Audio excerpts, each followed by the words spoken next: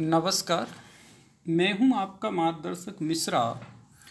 और आज हम जो है राजस्थान एसीएफ एग्ज़ाम और अभी मध्य प्रदेश में व्यापम के द्वारा पीवी के द्वारा निकले हुए बायो वाले बच्चों के लिए 2150 पोस्ट के लिए जो है बायो का पोर्शन आना है।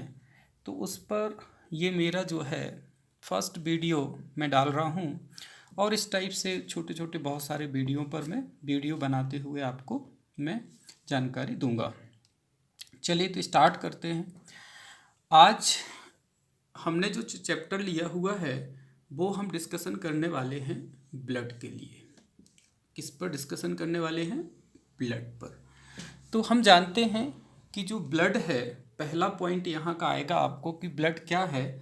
तो आपको कहना है कि ब्लड जो है एक लिक्विड कनेक्टिव टिश्यू है। Liquid connective tissue. Liquid connective tissue मतलब तरल संयोजी ऊतक।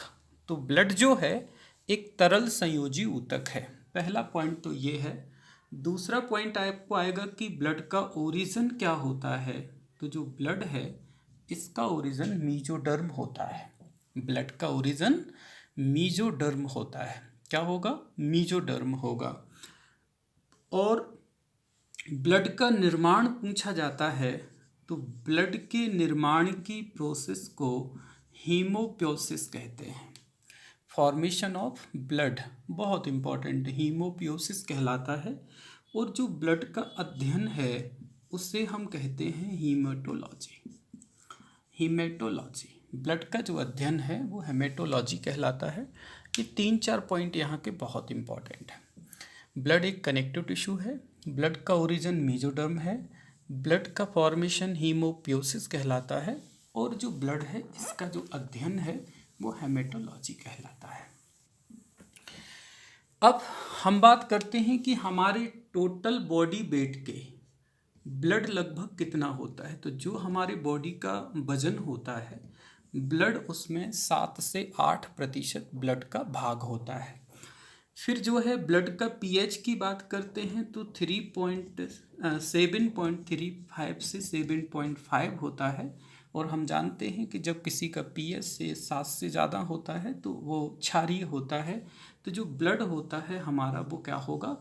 एल्कलाइन होगा या बेसिक होगा, या इसे हम हिंदी में कह सकते हैं कि क्षारीय होगा।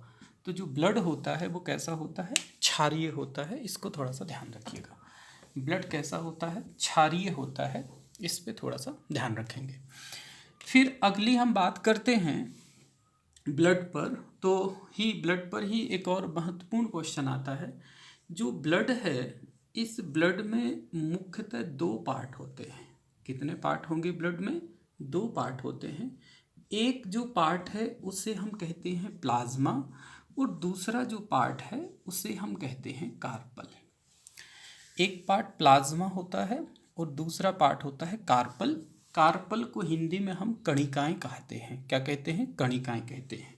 अच्छा, प्लाज्मा जो होता है लगभग 55% होता है। और जो हम इसकी बात करते हैं तो कार्पल जो होंगे बचे हुए 45% जो है वो कार्पल होती हैं। लेकिन कभी कभी ये क्वेश्चन जो है मैंने देखा है कि ये 60% भी ऑप्शन में मिला है और ये 40% भी ऑप्शन में मिल जाता है। तो एक एवरेज है, उसका ध्यान रखिएगा। हाँ, लेकिन यदि वो क्वेश्चन आपसे करते हैं कि ब्लड में ज़्यादा पार्ट किसका है तो प्लाज्मा का है और कम पार्ट जो है वो कार्पल का है। किसका है? कार्पल का है। ये थोड़ा सा ध्यान रखिएगा। दूसरी चीज़ एक और यहाँ महत्वपूर्ण है कि प्लाज्मा की बात करते हैं तो प्लाज्मा में लगभग 90% जो है वो वाटर होता है, जल होता है। और 10% में ऑर्गेनिक और इनऑर्गेनिक मटेरियल होते हैं।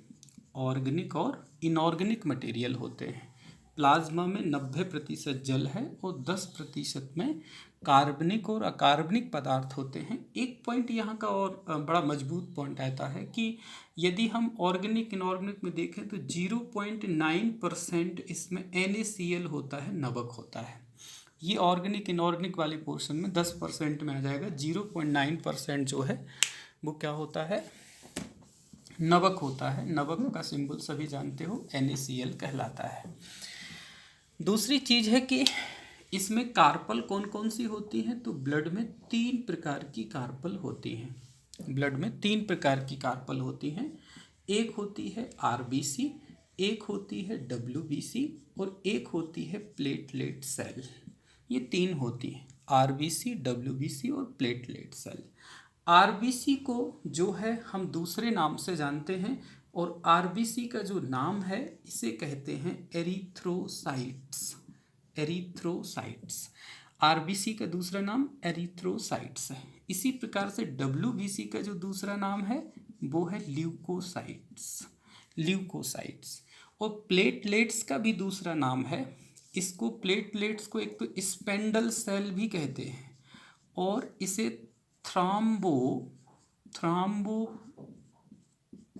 या ब्लास्ट सेल भी कहते हैं।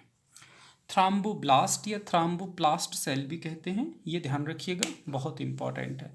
थ्राम्बोप्लास्ट या थ्राम्बोब्लास्ट सेल भी कहते हैं। दूसरी चीज़ जो है एक और बहुत महत्वपूर्ण है कि ये हमारे पास में है ब्लड, और ब्लड से हम क्या करें, प्लाज्मा को निकाल दें। ये 2 पार्ट मैंने बताया कि ब्लड में 2 पार्ट होते हैं, एक ब्लड है और एक प्लाज्मा है। यदि हम इस प्लाज्मा को निकाल दें तो बचे हुए पदार्थ को सीरम कहते हैं। ध्यान रखिएगा, बहुत इम्पॉर्टेंट है, और इसकी स्टडी सीरोलॉजी कहलाती है। देखो, एक होता है सूरोलॉजी, तो सूरियोलॉजी में छिपकलियों का अध्ययन कहलाता है, लिजार्ड का अध्ययन, ये सीरोलॉजी, ध्यान रखिएगा। तो ब्लड में से यदि हम प्लाज्मा को निकाल दें तो बचे हुए पदार्थ को कार्पल नहीं कहेंगे, बचे हुए पदार्थ को हम सीरम कहेंगे। क्या कहते हैं, सीरम कहेंगे। और यदि हम यहाँ पर फिर आपसे पूछें, हमने कहा ब्लड के 2 पार्ट हैं, एक प्लाज्मा है, एक कार्पल है। अब हमने कहा कि हम प्लाज्मा को निकाल दें तो बचे हुए पदार्थ को कहेंगे सीरम, कार्पल नहीं कहेंगे। और यदि हम कार्पल को निकाल दें तो बचे हुए पदार्थ को प्लाज्मा ही कहते हैं, इसका कोई दूसरा नाम नहीं है, इसका कोई दूसरा नाम नहीं है। ये ध्यान रखिएगा, बहुत इम्पोर्टेंट और बहुत ही ज़्यादा मोस्ट है। अच्छा, एक चीज़ का ध्यान रखिएगा, हम जो है वीडियो छोटी ही बनाएंगे, छोटे मतलब जो है करीब 7, 8, 10 मिनट के वीडियो होंगे, और इसके पार्ट बहुत बढ़ा देंगे, जिसके कारण छोटे छोटे सीरीज़ में आप उन वीडियो को देख सकते हैं। ठीक है, इसके बाद फिर आगे की तरफ हम बढ़ते हैं। बहुत इम्पॉर्टेंट है, एक और बहुत इम्पॉर्टेंट पॉइंट है कि यदि हम लोग बात करते हैं तो हम देख रहे हैं कि जो कार्पल हैं, यदि हम कार्पल की बात करें, ये जो ब्लड है, तो ब्लड में हमने कहा कि कार्पल कितनी है, लगभग हमने कहा कि 45% है। तो इस 45% में सबसे ज़्यादा किसका पार्ट है, ध्यान रखिए, बहुत इम्पॉर्टेंट है। तो 98 to 99% कार्पल सबसे ज़्यादा होती हैं RBC, ब्लड में सबसे ज़्यादा होती हैं RBC। ये बहुत इम्पॉर्टेंट क्वेश्चन है, ये कई बार क्वेश्चन जो है पूछा गया है, इसको हमें थोड़ा सा ध्यान रखना है, ये बहुत महत्वपूर्ण है और मोस्ट है। चलिए अब हम क्वेश्चन कर लेते हैं, कौन कौन से क्वेश्चन पूछे जाएंगे।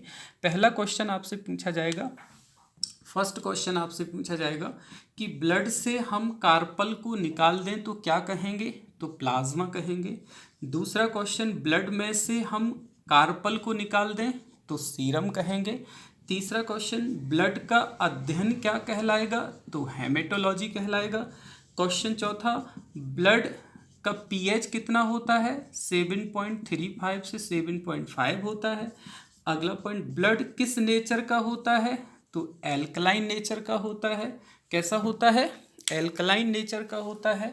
ब्लड कैसा होता है, एल्कलाइन नेचर का होता है।